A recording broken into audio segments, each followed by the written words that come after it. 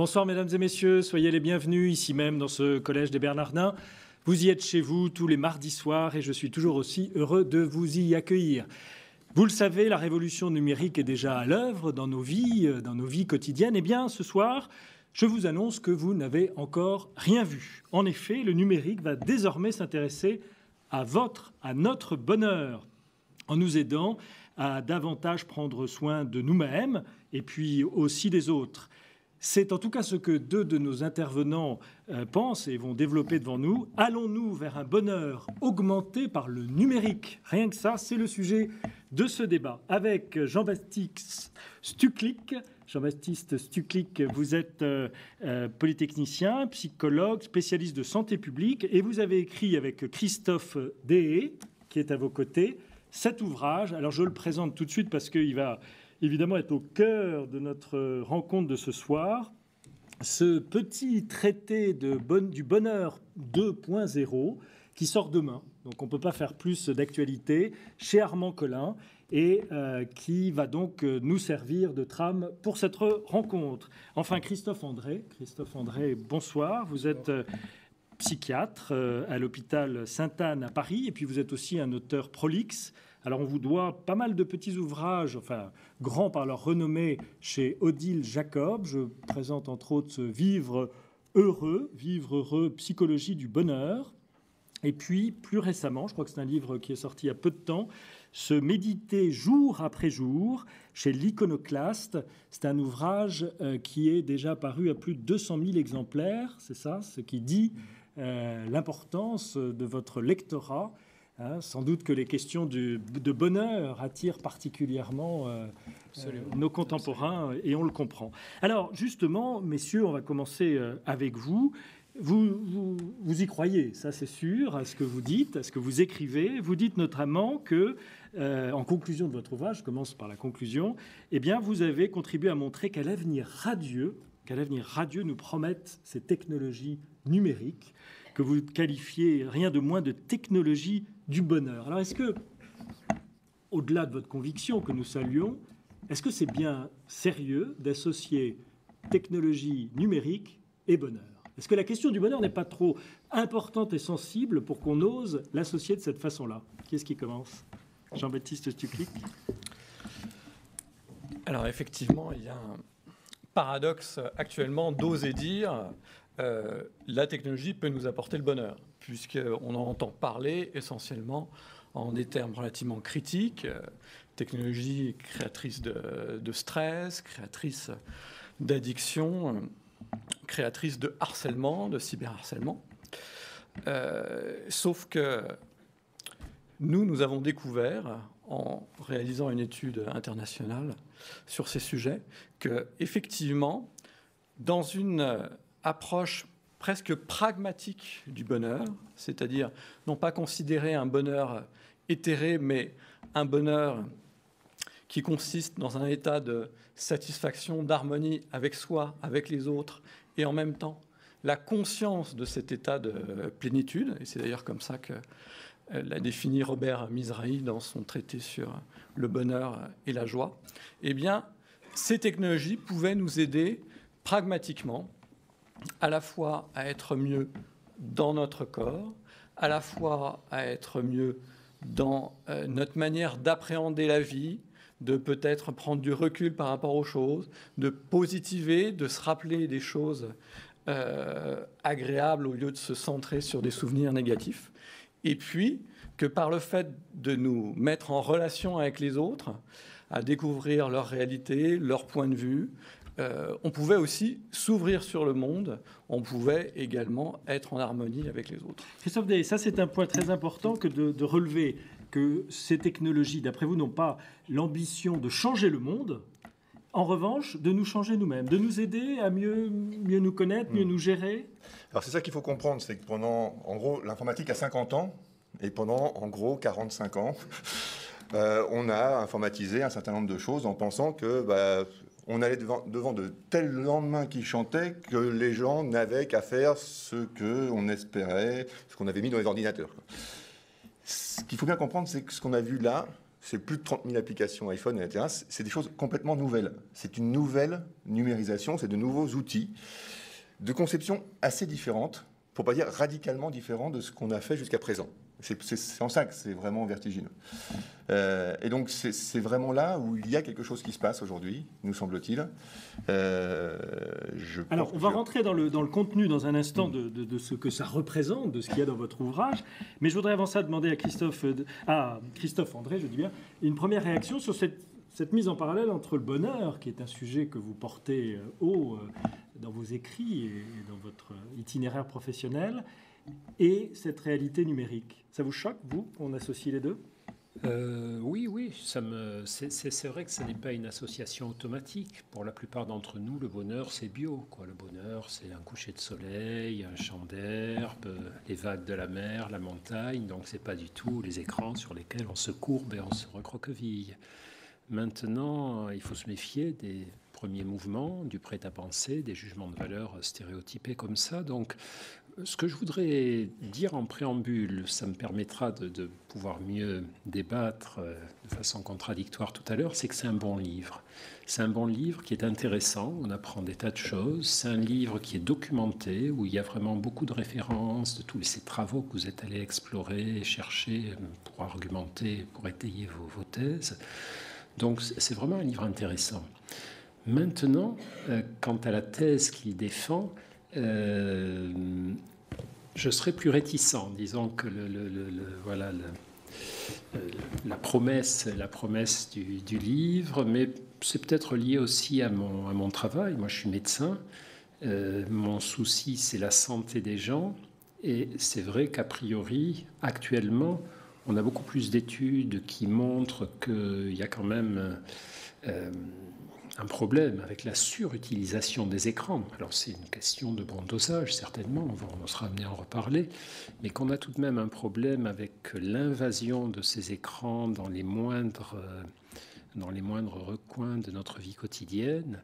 Et donc, évidemment, quand un traité arrive et nous dit grâce aux écrans, passez un peu plus de temps devant les écrans. Enfin, c'est pas exactement ce que vous dites, je déforme, mais c'est ce que j'entends. Et pour être plus heureux, évidemment, je ne peux pas être d'accord immédiatement. Alors, on va rentrer dans le contenu réel de cette proposition, en tout cas de cette annonce, plutôt de cette prophétie que vous faites véritablement.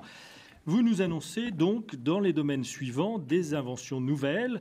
Maigrir. Alors c'est vrai que quand on commence par maigrir, on se dit ça c'est déjà quelque chose qui obsède pas mal les gens, mais vous allez me dire en quoi. En fait, j'aimerais bien, parmi cette liste qui fait la table des matières de votre ouvrage, que d'entrée de jeu, l'un puis l'autre, vous choisissez un thème particulièrement sur lequel vous voudriez nous développer en quoi ça va contribuer, par les nouveaux outils en question, à développer notre bonheur. Donc maigrir, positiver, penser positif, ça aussi c'est pas tout à fait nouveau, trouver l'amour. Là, c'est vrai que ça fait un moment qu'autour de nous, les rencontres amoureuses se font avec Internet pour un certain nombre de gens.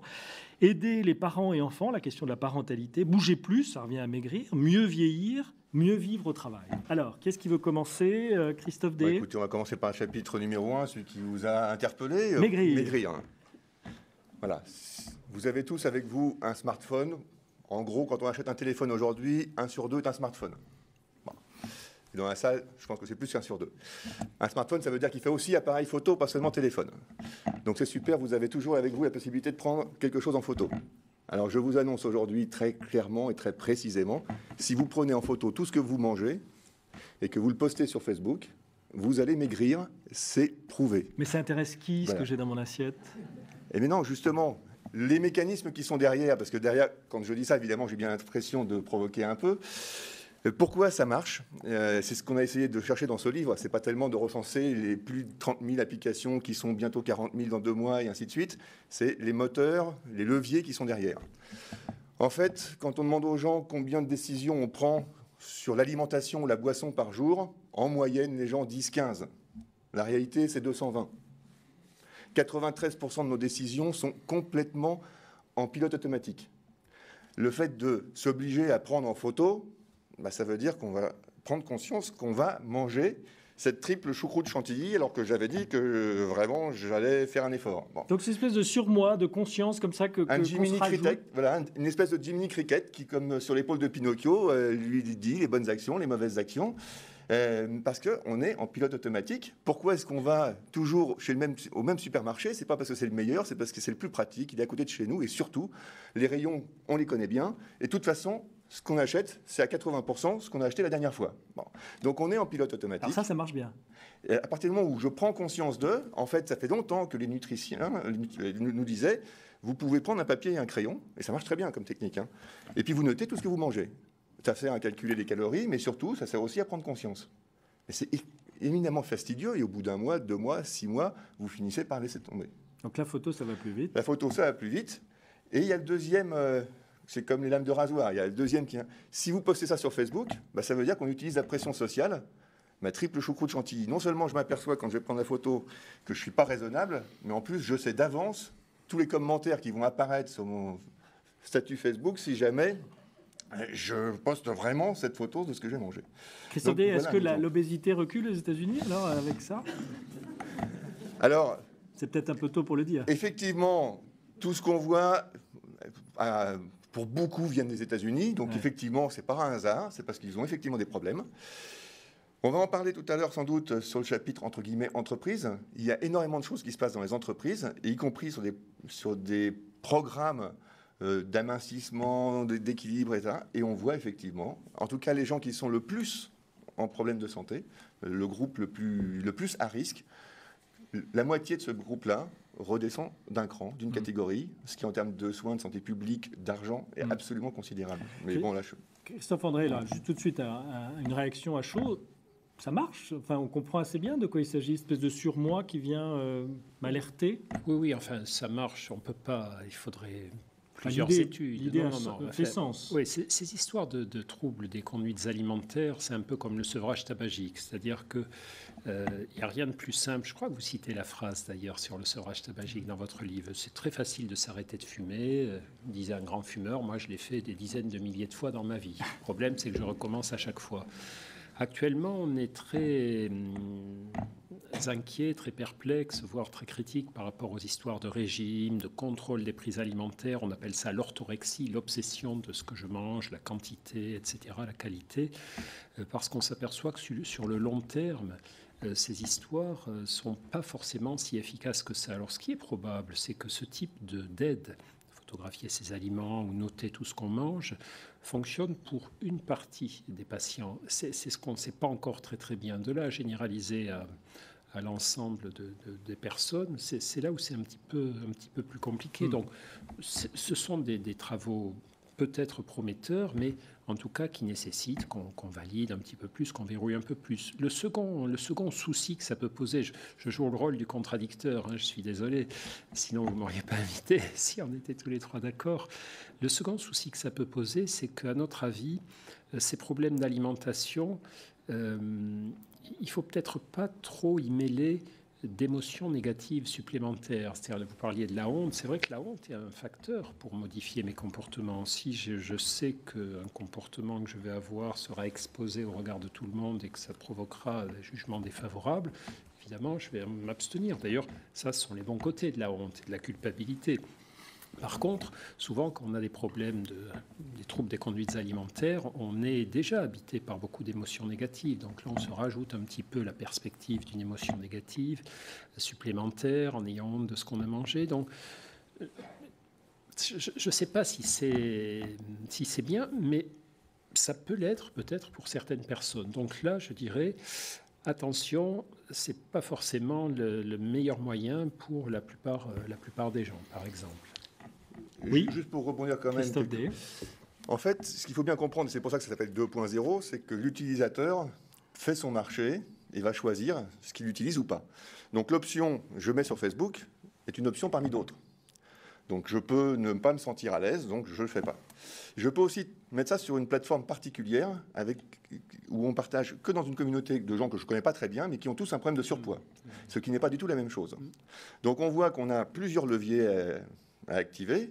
que ça ne donne pas exactement les mêmes résultats, que ça ne s'adresse pas forcément à la même personne. Et donc, c'est bien ça qui est aussi très intéressant. Et là, je n'ai cité qu'un exemple pour Maigrir, mais il y en a plein d'autres. On a un certain nombre de leviers à activer. Et c'est pas la même chose d'aller dans un groupe de parole, bonjour, je m'appelle Gérard, bonjour Gérard, machin, hein, que de mettre ça sur Facebook, où là, effectivement, j'ai des gens dont j'ai accepté l'amitié, entre guillemets, il y a longtemps, je me souviens plus bien, mais j'ai pas du tout envie qu'ils sachent que je suis en train de m'arrêter de fumer ou d'arrêter de boire, parce que ça ne va pas du tout. Jean-Baptiste, si tu cliques, on va parler de ce qui est par essence lié au bonheur, c'est-à-dire l'amour. Vous êtes d'accord? Je ne sais pas si c'est l'exemple que vous vouliez prendre, mais moi j'ai envie qu'on le prenne tout de suite, parce que ça me parle, c'est assez phénoménal, les chiffres que vous donnez sur le pourcentage de gens qui se rencontrent via le net. Oui, alors je trouve que c'est une très bonne illustration parce que jusqu'ici, on a une vision de la science et des technologies. Souvent, les gens disent, mais la technologie ou la science ne peut pas tellement nous aider dans le bonheur parce qu'on ne réussira jamais à mettre le bonheur en équation. Et l'amour non plus, on n'arrive pas à le mettre en équation. Donc, c'est un des arguments fondamentaux pour justement dire que les technologies n'ont rien à voir avec ces dimensions-là de notre existence. Or, justement, depuis une trentaine d'années maintenant, on s'est rendu compte que ces technologies, d'abord par le Minitel, ensuite par Internet, ont permis aux personnes de transformer la vie. C'est-à-dire que la science n'a toujours pas expliqué quels sont les déterminants de l'amour très précisément. On ne sait pas construire un modèle mathématique, physique ou biologique qui va nous prédire ces deux personnes vont se plaire dans 10 ans, dans 30 ans, dans 40 ans, elles seront ensemble. Donc, on ne peut que constater l'échec de la science ou de la technologie à comprendre ce que c'est l'amour. Et pourtant, donc, on a plus de 30% des couples qui actuellement se rencontrent par Internet. C'est-à-dire qu'après des débuts un peu sulfurés, maintenant, on cherche vraiment aussi l'amour de sa vie sur Internet. Voire même pour certaines catégories de la population, ce pourcentage est beaucoup plus important.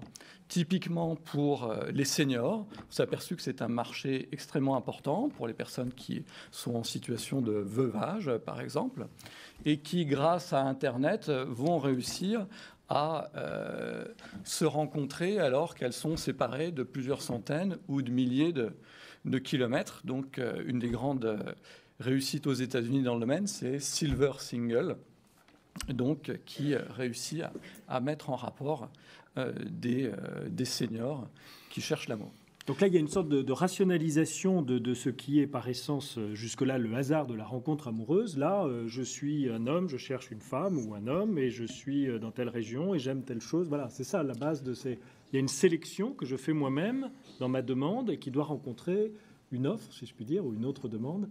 Et on se rend compte. Alors ça, c'est le signe de quoi? C'est le signe d'inhibition, de peur, de renfermement sur soi. Pourquoi est-ce qu'on a besoin de ces supports et de ces intermédiaires pour pouvoir se rencontrer?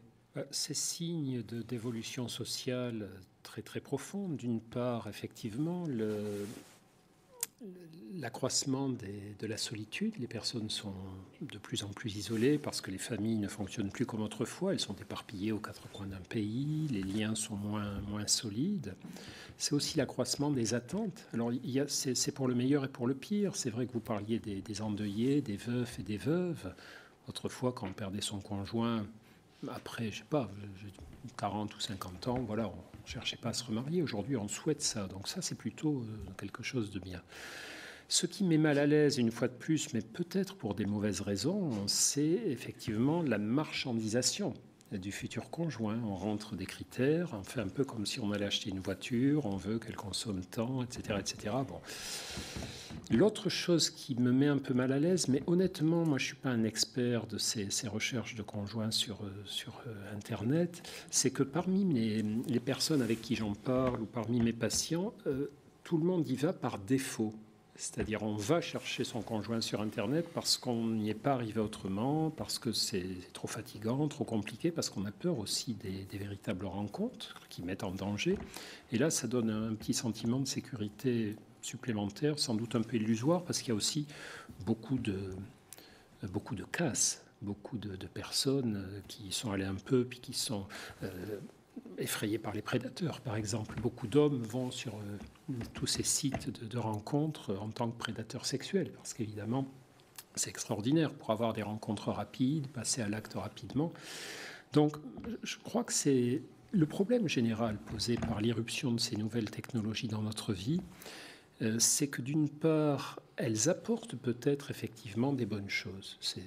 Lorsque on aura un peu plus de recul, on sera sans doute mieux à même de discerner ce qu'elles nous apportent et ce qu'elles menacent chez nous, mais qu'il y a aussi une surexploitation commerciale. Les firmes, les marchands d'écrans, de logiciels, etc., font un marketing d'enfer pour nous persuader qu'on en a besoin, que c'est incontournable. Les sites de rencontres, maintenant, effectivement, vous disiez, je crois, 30% des couples se rencontrent sur le net. 30% pour les couples hétérosexuels et 70% pour les couples homosexuels. Oui.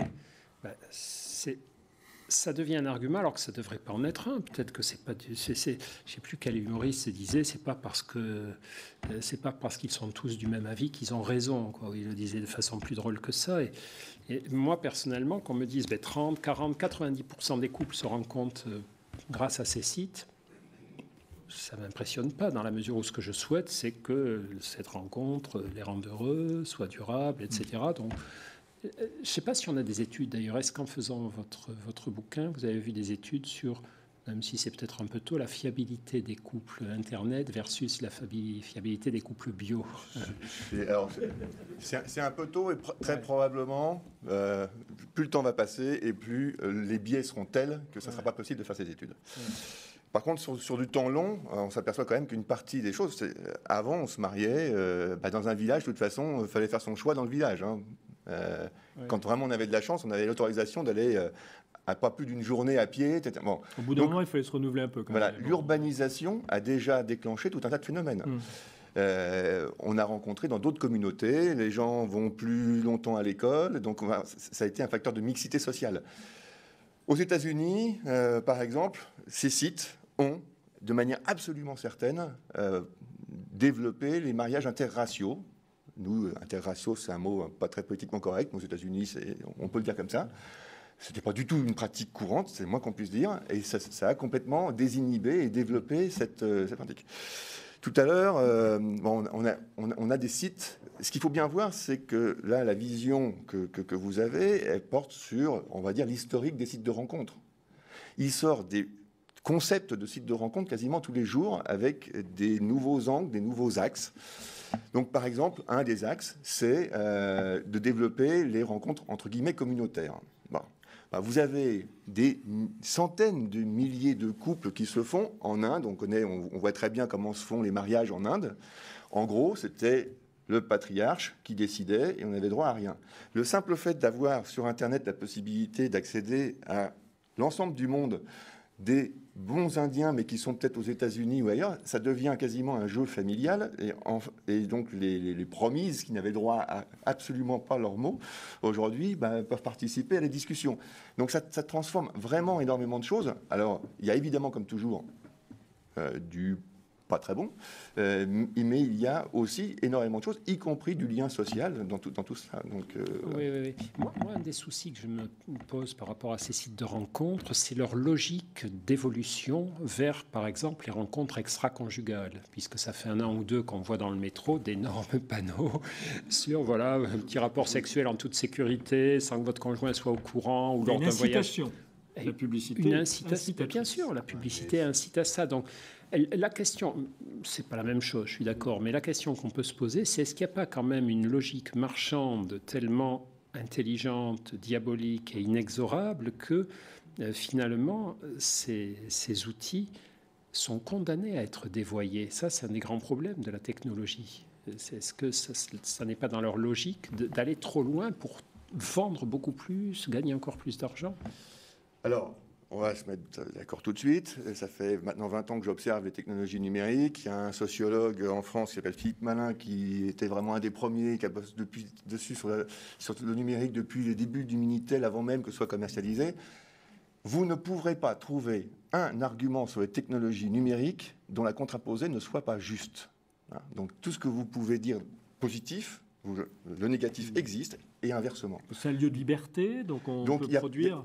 Donc après, est-ce qu'on dévoie ou pas? Effectivement, jusqu'à relativement récemment, on est assez fréquemment dans des mésusages. Est-ce qu'il y a un grand méchant qui, pour des intérêts économiques, tire les ficelles et a plutôt intérêt à ce qu'on les utilise mal? J'ai pas vraiment envie de me positionner sur la réponse.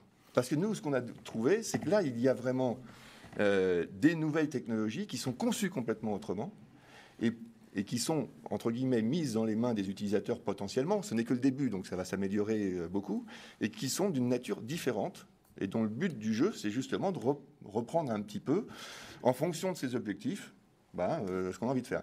Je finis sur les sites de rencontres.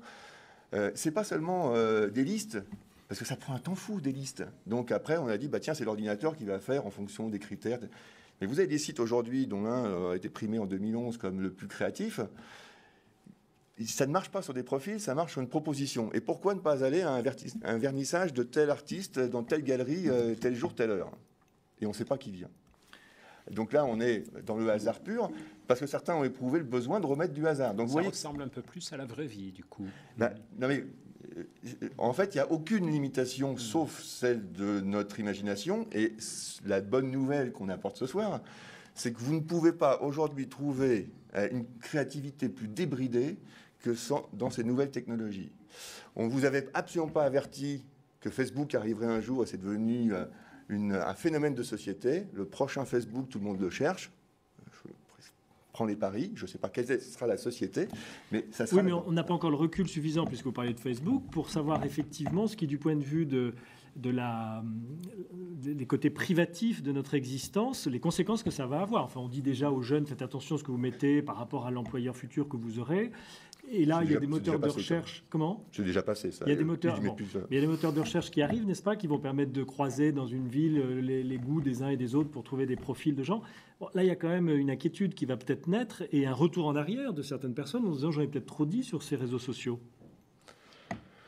Alors, j'en ai trop dit sur ces réseaux sociaux. Ça, c'est possible, mais je peux vous assurer que les jeunes, la messe est dite depuis bien longtemps. Rien ne les arrête. Non. Alors, ne croyez pas ça. Il y a deux choses. Premièrement, ils ont appris à ne plus le dire. Ils ont éventuellement plusieurs comptes. Ils s'expriment de manière, même quand les parents ont la possibilité d'accéder, c'est souvent dans un langage plus ou moins codé, donc on ne s'aperçoit pas forcément grand-chose. Donc en fait, ils sont passés maîtres sur cet aspect-là. Et une dernière chose, c'est pas parce qu'ils mettent des choses sur Facebook qu'ils mettront n'importe quoi sur n'importe quel autre sujet. Je vais prendre deux exemples. Le méchant Google et le méchant Microsoft ont voulu faire des grands sites avec toutes les données de santé. Les deux ont mis la clé sous la porte après plusieurs années d'investissement massif. Parce que Facebook et Microsoft, on ne leur fait pas confiance pour ça. Voilà. On leur fait confiance pour les moteurs de recherche. On sait très bien qu'ils tripatouillent des trucs. Ça ne nous gêne pas trop. Mais là, s'ils commençaient à venir sur la santé, bon. Et donc même les Américains n'y vont pas. Jean-Baptiste Tuclic, j'aimerais qu'on parle d'un tout autre domaine. On va quitter la rencontre amoureuse pour parler de l'éducation. Voilà un beau sujet sur lequel nos contemporains ne sont pas très armés en général. Donc qu'est-ce que ces nouvelles technologies vont apporter de nouveau pour aider les parents à l'être davantage ? Alors, l'éducation, c'est la conséquence de la rencontre. Je voudrais rajouter quand même quelque chose, c'est que les sites de rencontre, maintenant, ils correspondent aussi à un projet de vie. C'est-à-dire qu'on a parlé de la rencontre, peut-être épisodique ou sexuelle, etc. Mais il y a des gens qui mettent comme critère de la rencontre le fait de rencontrer quelqu'un qui, par exemple, va avoir les mêmes goûts, les mêmes passions que lui, ou qui ont un projet religieux, donc qui vont mettre ça comme critère, et c'est quelque chose d'important, ça correspond à un projet de vie. La rencontre durable. Exactement. Et puis on a aussi des gens qui, dans la vie quotidienne avant Internet, étaient stigmatisés parce qu'ils avaient une maladie de peau, une pathologie, etc. Et qui, grâce à ces sites de rencontres, vont pouvoir rencontrer d'autres personnes qui ont des problèmes comparables et qui, eux aussi, vont pouvoir construire une vie commune. Et ça, je trouve que c'est quand même une opportunité extraordinaire pour des gens qui n'avaient pas la possibilité de fonder ce foyer, de pouvoir s'exprimer comme ça et de bâtir leur vie grâce à ces sites de rencontres. Donc, et c'est souvent dans ces technologies, on voit pas mal d'aspects négatifs, mais en fait, les individus réussissent à créer des usages nouveaux, et il y a un bouillonnement, et c'est aussi une des choses qui est merveilleuse là-dedans. La parentalité. Alors, la parentalité, donc il y a deux phénomènes, du côté des parents et puis du côté des enfants. Ce qui nous a étonné, c'est de voir que face à un problème de transmission qu'on peut observer, de savoir comment on devient parent, parce que les liens intergénérationnels sont parfois plus faibles, en fait, on a toute une prise de relais par des apps mobiles, par des sites Internet sur comment prendre soin de son enfant, comment gérer sa grossesse entre guillemets, comment, jour après jour, savoir comment vont se développer les organes donc du fœtus, quelles sont les compétences, à partir de quel moment il va pouvoir entendre, comment partager aussi sur Internet les échographies.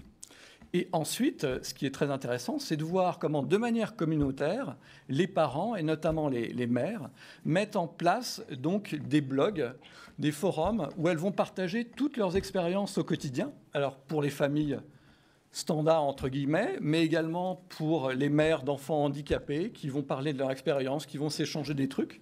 Donc, il y a tout un apprentissage de la parentalité qui est facilité, qui est démultiplié, qui va plus loin que la connaissance médicale, parce qu'en fait, ces parents qui sont au jour le jour au contact avec un enfant autiste, un enfant atteint de handicap, eh bien, ils réussissent à développer une connaissance pratique, ce qu'on appelle une connaissance profane, qui est complètement complémentaire de la connaissance médicale. C'est-à-dire qu'on crée des nouveaux savoirs qui permettent de vivre de manière plus épanouie dans sa famille. Donc, on a tout un volet qui s'étend jusqu'à l'adolescence pour aider les parents. Et puis, on a aussi des outils sur des tablettes, éventuellement, ou d'autres moyens pour aider les enfants à apprendre de l'autonomie. L'autonomie dans les tâches du quotidien, de comment ranger la table, se laver les dents, etc.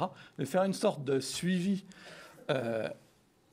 par le biais de ces outils mobiles ou de ces tablettes et de ces apprentissages qui se font de manière plus ludique, moins dramatisée, moins dans le conflit, grâce donc aux technologies numériques. Pierre, ce qui prend beaucoup de place, et d'ailleurs vous en êtes vous-même personnellement un acteur, c'est ces blogs, c'est ces forums, ces lieux où les gens échangent, ça devient essentiel. Maintenant, on a une question dans la vie qu'on se pose, hop, on tape sur Google et on est introduit dans un dialogue. Oui, ça, la première partie de ce que vient de décrire Jean-Baptiste, effectivement, l'Internet et les écrans comme source d'information, ça, c'est une révolution très, très puissante et qui vraiment aura représenté un progrès considérable, la possibilité d'accéder à des informations qui autrefois prenaient beaucoup de temps. Et l'autre dimension que vous soulignez, c'est la possibilité de rentrer en contact avec des personnes partageant les mêmes convictions, les mêmes difficultés. Sur ce plan-là, je pense que c'est difficile de contester le progrès que ça représente par rapport à l'isolement ou à la méconnaissance face à certains sujets. Concernant la pédagogie et l'éducation des enfants, là, c'est peut-être un peu plus... Là, on peut là de nouveau être en désaccord parce que les enfants sont tellement déjà sollicités par les écrans. Vous savez que, comme moi sans doute, je ne sais pas si vous avez mentionné ça dans votre livre, mais en gros, aux États-Unis, en tout cas, les chercheurs ont évalué qu'à l'âge de 14-15 ans, un gamin avait passé plus de temps devant ses écrans qu'à l'école.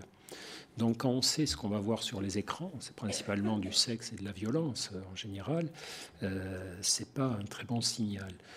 D'autre part, je pense que globalement, et on a certaines données montrant que globalement, nous passons tous beaucoup trop de temps devant nos écrans. Donc chaque fois que je vois arriver des nouvelles applications destinées aux enfants jeunes, là j'ai un tout petit peu le reste de cheveux qui est encore sur ma tête, qui se dresse en l'air et qui, voilà, je me crispe un tout petit peu. Mais bon, on peut en discuter. Il y a peut-être là encore certaines innovations pour certaines cibles qui peuvent être intéressantes, une fois de plus, mais cette espèce de gros pilonnage, là, de gros bombardement sur toutes les populations enfantines, à grand renfort de publicité, pour moi, ça ne peut être qu'un problème supplémentaire. Alors, c'est un peu la question du virtuel et de passer sa vie, notamment lorsqu'on est jeune, dans cet univers virtuel versus la vraie vie. Qu'est-ce qu'il faut en penser, Christophe Day ? Moi, je suis quand même un peu surpris, là. En l'occurrence, on sait que si on passe plus de temps, c'est problématique, on y rencontre du sexe et de la violence. Enfin, il y a une étude il y a 2 ans dans 26 pays de la communauté européenne par des équipes de sociologues, nombreuses, ça doit faire à peu près 200 sociologues qui ont bossé sur la question en Europe. Ils ont tous du même avis, c'est on dramatise cette situation-là, on y rencontre de manière tout à fait minoritaire, malgré tout, quand on fait des études très larges, du sexe et de la violence, et la plupart de ces enfants, quand ils tombent dessus par hasard, passent à autre chose, et finalement, on dramatise trop la situation. Voilà typiquement une étude très très lourde, 26 pays de la communauté européenne, sur plus d'une centaine de sociologues. Ça pèse. L'étude portait sur quoi ? sur, en gros, les écrans et les jeunes. Et en l'occurrence, vraiment, l'avis était assez général. On dramatise trop, et quand on dit on rencontre du sexe et de la violence sur les écrans, c'est pas du tout ce qu'on constate. Bon, peut-être que sexe et violence ne sont pas les sujets principaux, mais sur le thème de l'attention, de la concentration, quand même, il est indéniable. Enfin, je ne sais pas quelle est votre expérience, moi je peux livrer la mienne, pas passionnante, mais enfin, avec un smartphone, je vais aller 10 fois par jour voir la météo, alors que je n'ai rien à faire dans la météo. Il y a quand même quelque chose là. Et quand j'irai voir la météo, les gens rient dans la salle parce qu'ils font exactement la même chose. Il y en a qui vont voir le cours de bourse ou je ne sais quelle ânerie, alors qu'ils n'ont pas une action en portefeuille. C'est juste qu'on cherche un échappatoire, une contenance, on n'est pas présent à la personne qui est en face de nous. Alors, c'est quand même... est-ce qu'il y a des mésusages? Évidemment, on est tous d'accord. Bon. Est-ce qu'il y a des réflexes conditionnés? Est-ce qu'il y a des addictions? C'est plus que des mésusages. Des addictions, ça ne rentre pas dans la définition des addictions. Donc moi, quand on me parle d'addiction, je suis un peu surpris quand même. Sur quels éléments on se base pour parler d'addiction? Visiblement, ça ne rentre pas dedans. Bon. Alors effectivement, il y a des usages, on va dire, abusifs. Bon. D'après certains chiffres qui sont difficiles à sortir, notamment chez les jeunes, pour les garçons, c'est plutôt 1% de la population est autour du jeu. Chez les filles, c'est autour du smartphone et 2-3%. Bon. Mais est-ce qu'on peut faire un lien entre le temps passé et les problèmes posés? Assurément non, car l'idée qui est derrière ça, ça voudrait dire que tous les contenus sont mauvais et qu'ils sont homogènes. C'est archi faux. C'est archi faux sur le numérique. Pas tout à fait archi faux. Et il y a une étude récente qui vient de sortir, y compris sur les écrans de télé, parce qu'on pensait que sur la télé, c'était massivement vrai. Il y a une étude qui vient de sortir et qui montre que le problème, c'est pas d'arrêter la télé, c'est de changer de chaîne pour voir des programmes intéressants, ce qui n'est pas du tout la même chose comme problématique. Donc oui, effectivement, on est de plus en plus distrait, mais là, regardons nos gosses, ils font des choses qu'on ne savait pas faire. Ils font en gros 4 trucs en même temps. Bon, ils ont quand même des bonnes notes. Donc c'est quand même problématique. Là, on vient au parenting, c'est quand même problématique de leur expliquer qu'il ne faut pas qu'ils le fassent, puisqu'ils ont aussi des bonnes notes. Bon.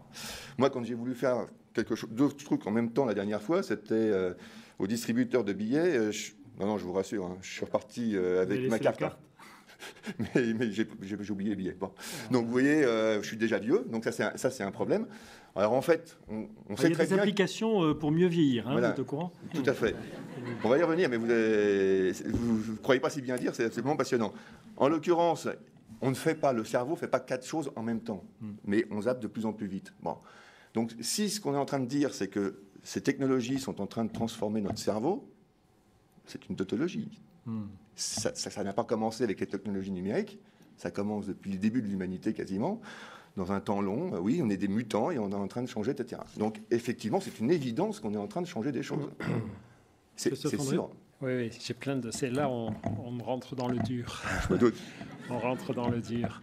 D'abord, il y a quand même beaucoup d'études qui montrent un rapport assez direct entre consommation d'heures de télévision et problèmes psychologiques et médicaux chez les enfants. Il y a un rapport extrêmement net entre l'obésité chez les enfants et les heures passées devant la télé, entre l'échec scolaire et les heures passées devant la télé, entre la pauvreté des dessins d'enfants et les heures passées devant la télé. Alors, ce qui est vrai, c'est que les heures passées devant la télé, on ne peut pas incriminer que la télé, puisque c'est du multifactoriel. Effectivement, les enfants qu'on abandonne devant la télé, c'est des enfants dont les parents sont débordés, ne sont pas capables ou pas désireux d'assumer les tâches pédagogiques, etc. Mais il y a quand même pas mal de soucis qu'on se fait à ce niveau-là. Ensuite, le multitâche, ça c'est un grand débat actuellement dans le monde des neurosciences et des sciences cognitives.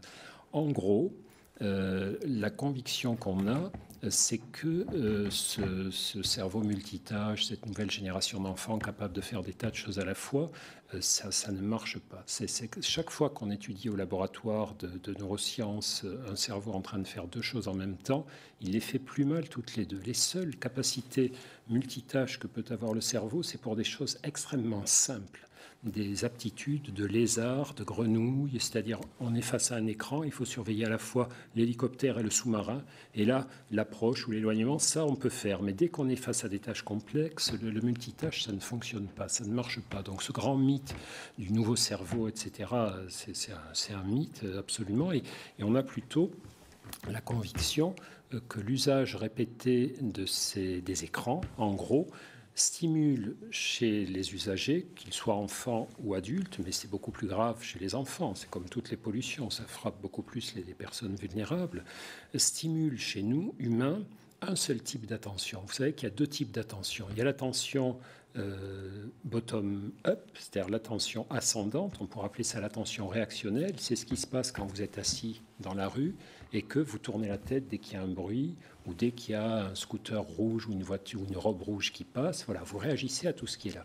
Cette attention, effectivement, est sursollicitée par les jeux vidéo, par la télé, etc. Et les gamins deviennent très réactifs à tout ce qui bouge, tout ce qui flash et tout ce qui clignote. Bon, est-ce que c'est une grande aptitude pour avoir des bonnes notes? J'en sais rien, je ne crois pas.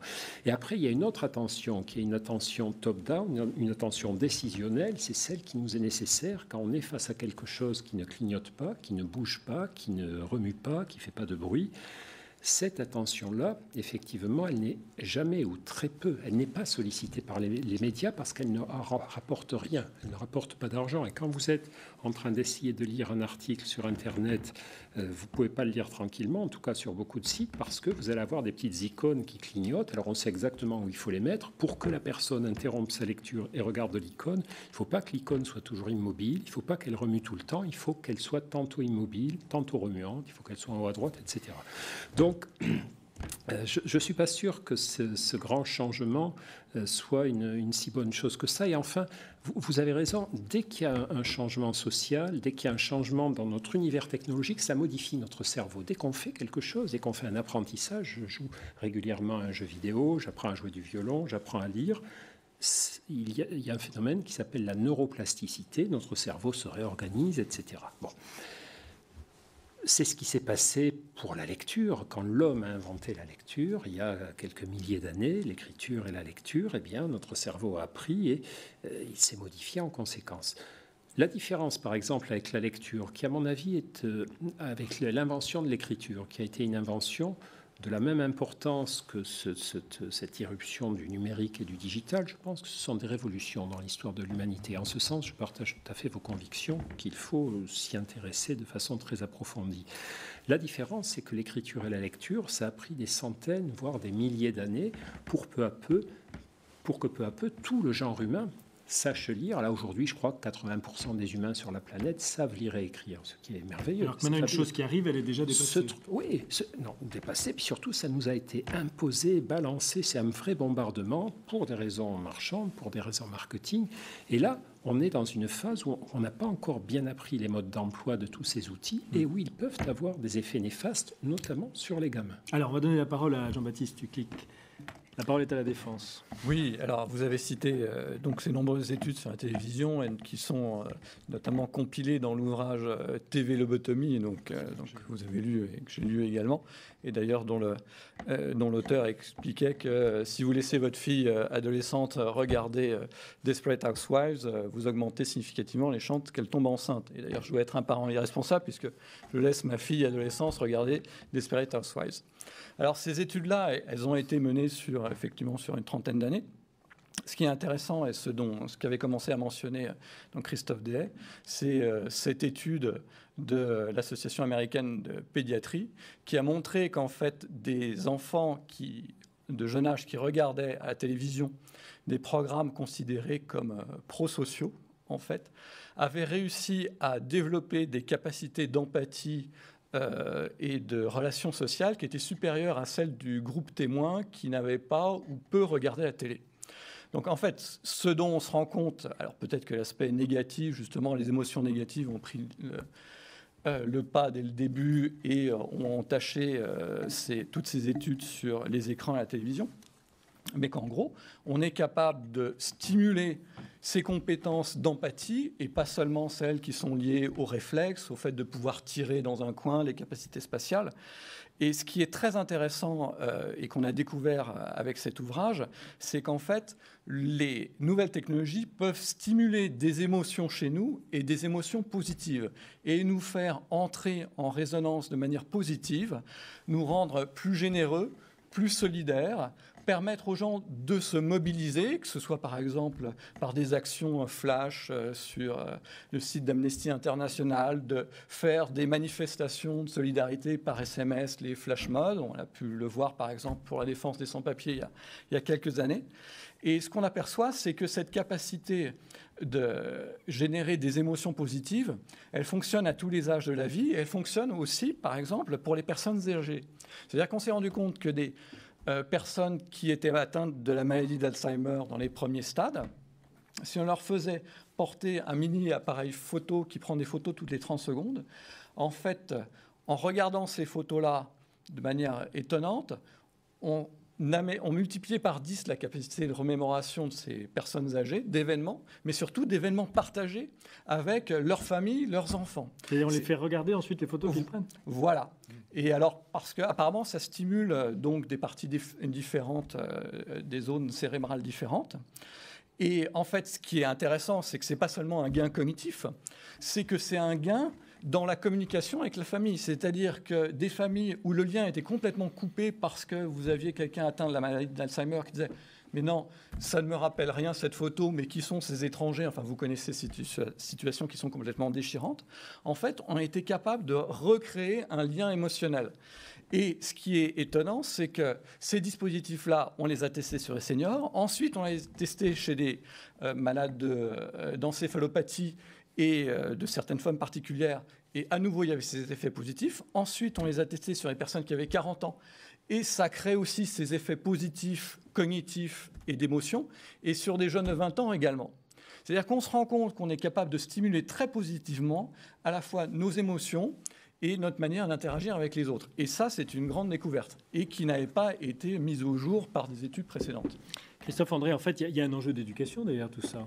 Vous avez parlé de quelque chose qui est de l'ordre du matraquage, qui arrive trop violemment finalement. Est-ce que, notamment pour les jeunes, mais aussi pour le reste de la société, il y a une possibilité de distinguer le bon grain de livret et de savoir assimiler ces nouvelles technologies de façon positive et constructive ?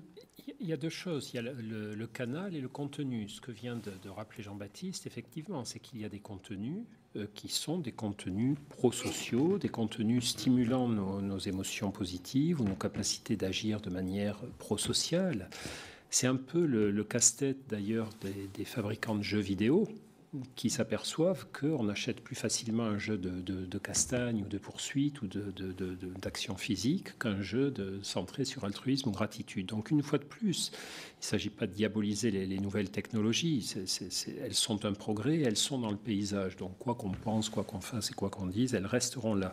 Il s'agit plutôt d'inciter à en faire un bon usage à la fois en gardant une pression sur les fabricants. Moi, je pense qu'il y a quand même un vrai souci du côté de certains jeux vidéo. Je ne sais pas si vous avez vu des jeux, je ne vais même pas les nommer pour ne pas leur faire de pub, mais il y a des jeux de violence. Pas des jeux de guerre, des jeux de violence où il s'agit de faire éclater le crâne de l'adversaire, de faire gicler du sang, etc. Comment ces trucs-là circulent quand on sait que c'est quand même relativement incitatif. Donc il y a un problème au niveau du contrôle des fabricants, malgré tout, qui sont des marchands, qui veulent juste gagner de l'argent, pas rendre les gens plus prosociaux. Et il y a un autre problème du côté de l'éducation des usagers des écrans, des usagers des nouvelles technologies. Donc ça, ce sont les enjeux pour demain. Et c'est d'autant plus important qu'effectivement, tout ça est arrivé de manière très, très rapide, une fois de plus. Et c'est là où on est un peu paumé, où on a un peu des inquiétudes. Stuclic, je vous ai privé de votre sélection, là, parmi tout ce que vous évoquez dans votre livre, de ce qui vous paraît le plus prometteur. Il y a notamment un sujet qu'on n'a pas du tout évoqué, c'est le mieux vivre au travail. Est-ce que ça vous inspire des exemples particuliers ? Alors là, nous, on a une différence monumentale entre ce qui se passe aux États-Unis et ce qui se passe en France. Bon, c'est une actualité en France, ça serait bien de mieux vivre au travail, ça s'appelle les risques psychosociaux, les rapports s'empilent. Et en gros, en France, c'est très simple, c'est la faute du management, point. Donc pour scotcher un DRH et pour surtout l'empêcher d'agir, ça c'est la meilleure manière. Donc on en est à peu près là, et aux États-Unis, on a une approche beaucoup plus concrète, notamment à partir des problématiques de frais de santé. Est-ce qu'on peut faire en sorte que les gens bougent plus, pensent plus positif? Il y a des plateformes qui se montent, il y en a plus d'une dizaine aujourd'hui, alors avec des connotations très particulières. En l'occurrence, c'est plutôt faire baisser les frais de santé pour les entreprises. Bon, c'est leur moteur. peu importe, mais on s'aperçoit qu'il y a effectivement des choses qui fonctionnent. Il y a tout un tas de dispositifs pour essayer de repérer de manière le plus anticipée possible des risques de burn-out, par exemple. Bon, bah voilà, donc des autodiagnostics plutôt discrets pour ne pas être ostracisé avec une demande. Bon, parce qu'on sait bien que les gens à qui ça arrive, bon, a priori, en gros, quand ils sont prêts à demander de l'aide, c'est déjà trop tard.